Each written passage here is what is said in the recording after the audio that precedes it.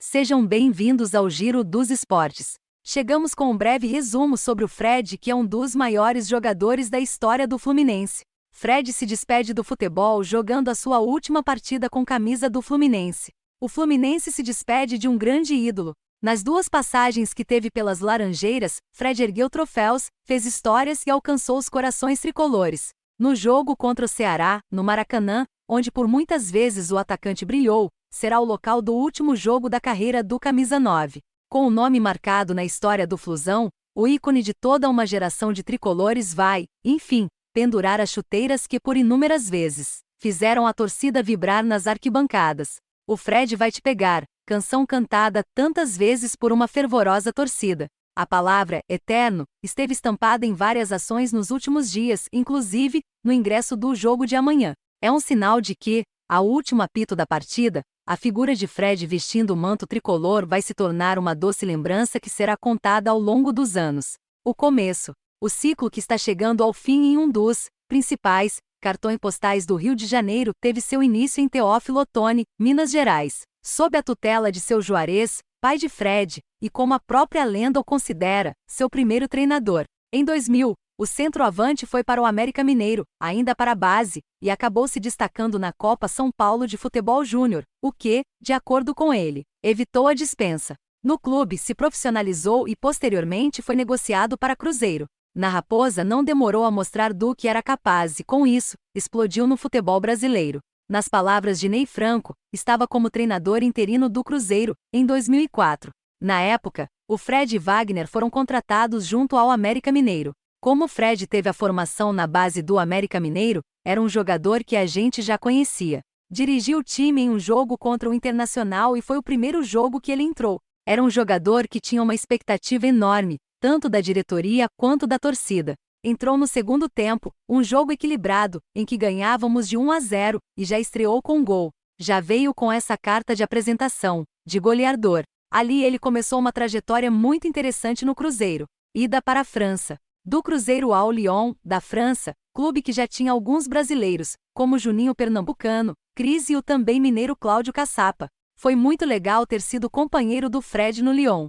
Um cara espetacular, sensacional. Passamos ótimos momentos juntos, e lógico, ele me deu muito bicho em campo porque é um artilheiro nato. Risos, conta Caçapa. Como todos nós, chegar a um clube sem falar a língua é muito difícil. Nos aproximamos muito, todos os brasileiros. Acredito que isso deu uma tranquilidade para ele se concentrar em campo e fazer os gols que fez, concluiu. O ex-zagueiro ao relembrar um episódio fora das quatro linhas que acabou ficando marcado. A filha do Fred nasceu no dia 8 de março, e o meu filho nasceu no dia 11 de março de 2006. Nossas esposas ganharam os bebês no mesmo hospital. Lá na França, depois que ganha o bebê, precisa ficar 5, 6 dias até ser liberada. Eu ia visitar o meu filho e visitava também a Giovana. Isso foi algo inesquecível. Por que recusou a Europa? Ficar longe da filha Giovana foi um dos principais fatores que fez o atacante voltar seus olhos para o futebol brasileiro, em uma atitude contrária ao que era esperado naquele contexto. Além disso, tinha a Copa do Mundo que aconteceria na África do Sul. O movimento natural era sair e, de lá, Lyon ir para outros clubes. O Fred recebeu proposta de clubes da Itália, da Inglaterra e da Espanha. Ele tinha opções, mas ele estava longe da filha, porque tinha se separado. Ele queria muito ficar perto da filha, e houve essa discussão sobre ficar na Europa ou voltar ao Brasil. Ficar perto da seleção também foi colocado à mesa. Na época, disse Francis Melo, assessor de imprensa na ocasião e hoje agente do jogador. Com a camisa do Olympique, foram 43 gols em 125 jogos, durante 4 temporadas.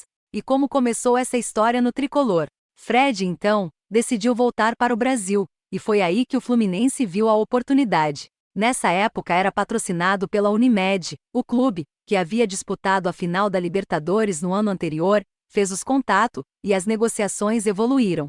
Em 4 de março de 2009, a novela se encerrou, e finalmente, o tricolor anunciou a nova aquisição. Através de um amigo que foi diretor do Fluminense um tempo, o Alexandre Faria, que é de Minas e conhecia o Fred, soubemos que ele estava meio triste lá, pela distância da filha. Surgiu a oportunidade, e houve um contato que fomos evoluindo até chegar à contratação. Não foi muito simples. Depois de um tempo, conseguimos fechar, e naquele momento, criou um impacto grande. Celso Barros, presidente da patrocinadora na época. O começo da caminhada fluminense teve suas dificuldades. Naquela temporada, o clube evitou um rebaixamento por um triz, que era tratado como certo. Para o camisa 9, a vitória contra o Cruzeiro por 3-2 no dia 1º de novembro de 2009, marcando 2 gols, importássemos para aquela ocasião. O início dele foi conturbado, então, realmente, a gente se perguntava sobre a decisão de voltar ao Brasil. Mas a partir daquele jogo contra o Cruzeiro, aquele 3-2 no Mineirão, naquela arrancada, nunca mais isso foi cogitado, e nunca mais houve a vontade de sair do Fluminense. Aquele time de guerreiros consolidou um relacionamento muito sólido, afirmação de Francis Melo. Fred é meu amigo particular. Vou citar até um fato que é pitoresco. Sempre gostei de cachorro e o nome de um bulldog francês que tenho é Fred, e a meu pedido, o Fred veio batizar o Fred, risos. Juntou foi gente aqui no Cosme Velho. E o Fred, cachorro hoje, é mais conhecido que eu aqui no bairro. Está com 12 anos atualmente. Roberto Orcades, presidente do Fluminense na época da contratação. Na primeira vez que jogou pelo tricolor, Fred conquistou o Carioca de 2012 e o Brasileiro de 2010 e 2012, sendo artilheiro nesta edição do campeonato. O tetra do Flusão na competição nacional aconteceu com outro nome histórico, Abel Braga. Tive a sorte e a oportunidade de trabalhar com vários craques, e o Fred é um deles. Em 2 passagens pelo Fluminense, na fase dos títulos Carioca e Brasileiro de 2012, e nessa última, quando conquistamos outro estadual, e também no Cruzeiro, quando ele foi um dos que me ligou para tentar ajudar o clube. É um líder nato e uma pessoa fora de série, acima da média em todos os sentidos. Até conversei um bom tempo com ele, insistindo para que esticasse a carreira até o fim do ano, mas ele disse que não conseguiria. Depois, cheguei a dizer a ele que até seria legal pararmos juntos, mas daí fui eu que não aguentei e larguei antes. Não deu. Não estava mentalmente e fisicamente bem, como todos já sabem. Agora, o Fred encerra uma carreira linda, fantástica, e merece todo esse reconhecimento pelo jogador que sempre foi e pela pessoa que comentou, agora, ex-treinador. O pior momento de Fred aconteceu em 2014. A excelente campanha jogando pelo Fluminense fez Fred voltar à seleção brasileira, com Tite no comando. Campeão da Copa das Confederações de 2013, com um gol importante na final contra a Espanha, chegou à Copa de 2014 como titular. Mas o cenário foi desfavorável, para não dizer desastroso, foi alvo de duras críticas e brincadeiras.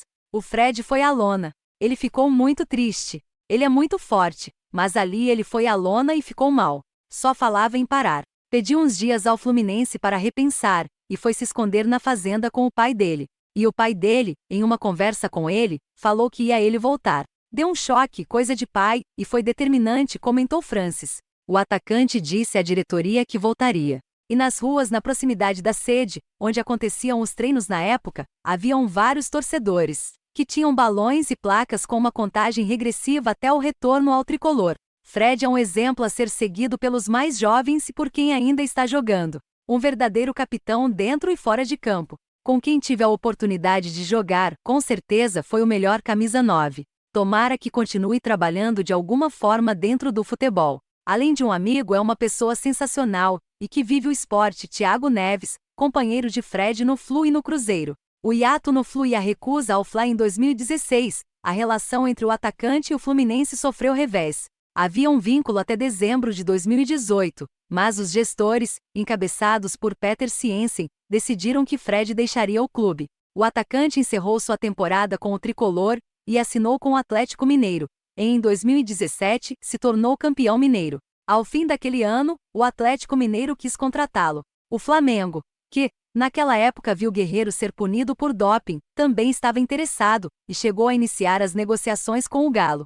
A diretoria mineira esperava que as negociações evoluíssem, era uma excelente oportunidade tanto para o Galo como para o Fred, mas a lenda não topou. Por gratidão ao Flu, o Atlético Mineiro fechou o acordo com o Flamengo, era só o Fred dar o ok. Na hora H, ele falou, impossível, nada contra o Flamengo, mas não posso estragar o que construí no Fluminense. Pelo que eles fizeram por mim em 2014, não posso fazer isso. Qualquer um queria jogar no Flamengo naquela altura. Por gratidão à torcida do Fluminense, ele não foi Francis. O atacante negociou o retorno ao Cruzeiro, e isso rendeu um imbróglio judicial trabalhista. Na Raposa, venceu o Mineiro de 2018 e 2019, e a Copa do Brasil de 2019. Infelizmente também registrou o único rebaixamento na carreira, a reparação de um erro histórico. Em maio de 2020, o Fluminense anuncia a volta de Fred. Nessa ocasião, Mário Bittencourt já era presidente, e afirma que a contratação foi a reparação do que ele afirmou ser um dos maiores erros da história do tricolor. Foi reparado um erro histórico. Talvez um dos maiores erros da história do Fluminense, se desfazer pela porta dos fundos de um dos maiores ídolos naquele momento. Hoje acho que se torna o maior da era moderna. Ele sempre vai dividir este posto com o goleiro Carlos Castilho, que amputou um dedo para jogar pelo Fluminense. Mas são épocas diferentes. Acho que na era da modernidade, de tudo que é o futebol hoje, ele é o maior ídolo da história do clube. Ao menos, é o meu maior ídolo, como torcedor do Fluminense, assegurou. Após o rebaixamento com a camisa do Cruzeiro, Fred pensou novamente em se refugiar na Fazenda, cogitou a possibilidade de parar outra vez. Mas o mandatário tricolor, que já nutria uma amizade, foi, aos poucos, fazendo mudar de ideia. Após o sim, uma novidade. Fred sai de Minas e vai para o Rio de Janeiro de bicicleta, em uma aventura que os tricolores puderam acompanhar pelas redes sociais. O retorno foi contra o Volta Redonda, em 28 de junho, pelo Carioca. E Fred participou ativamente da conquista do Carioca deste ano. E devo acrescentar que o título que não ia para o Fluminense desde 2012, quando ele também estava jogando pelo tricolor. Acho que no futebol moderno, no Fluminense não terá outra história igual a essa, e acho difícil que aconteça em outro clube. Pela volatilidade hoje de troca de clube pelos atletas, pela questão dos atletas irem embora muito cedo para a Europa. Então, ele termina a sua carreira como, talvez, do futebol brasileiro, o último jogador que tem uma relação verdadeiramente de amor com uma instituição, com um clube de futebol, afirmou Bittencourt. O Fred, ao longo deste tempo, foi um dos grandes artilheiros do Fluminense e virou, efetivamente, um ídolo da torcida tricolor. Não só porque é um grande artilheiro, mas também pela empatia que criou com a torcida e do amor pelo Fluminense. Celso Barros. Números e marcas. Fred vai se aposentar com algumas marcas bem importantes atingidas. Nesta temporada, ele se tornou o maior artilheiro da história da Copa do Brasil, com 37 gols, deixando Romário para trás. A contratação foi um sucesso total, como é até hoje. O Fred é meu grande ídolo, é o ídolo dos meus netos tricolores e é ídolo do Fluminense. É um exemplo de atleta e de pessoa que defendeu a camisa do Fluminense, Orcades. O camisa 9 deixa os gramados como o segundo maior artilheiro da história do Campeonato Brasileiro, com 157 gols, atrás apenas de Roberto Dinamite, que tem 190. O atacante, que já ultrapassou a barreira dos 400 gols na carreira, tem 199 com a camisa do Flu, e se consagrando como o segundo maior artilheiro da história do time. Valdo é o cabeça da lista, com 319. E o esperar para o futuro? Fred já afirmou que, após a sua saída dos gramados, quer curtir a família, mas não revelou maiores detalhes quanto à sua vida profissional. Mário Bittencourt deseja que o atacante assuma um cargo no Flusão, porém, salienta que ainda não existe nada concreto, ainda está indefinido. Eu tenho a leitura de que ele vai querer ficar em alguma função, seja no Fluminense ou em outro lugar, caso ele dê sequência à carreira em outro lugar, em algo ligado ao campo, em alguma função perto do campo. É o que me parece, é o que ele tem manifestado, e estou tentando convencê-lo de que seja aqui. Quem pode ser o sucessor de Fred? O Fluminense vai iniciar uma nova fase. Agora, sem Fred, uma vaga se abre para possíveis candidatos que aceitar a responsabilidade de ser o sucessor da lenda. O jogador que conseguir essa façanha poderá cair nas graças da torcida. Cano faz uma boa campanha, e tem se mostrado um bom reforço para o tricolor. Ao que parece já conquistou a torcida, que tem feito o L, com frequência. O volante André vem se destacando durante os jogos e também despontando como candidato. Outros possíveis candidatos são os atacantes John Kennedy e Matheus Martins, de Xerém. Aguardemos a próxima fase do Fluminense para sabermos o que os cartolas têm em mente e ver quem será o sucessor da lenda chamada Fred. Obrigado por assistir, e até o próximo vídeo.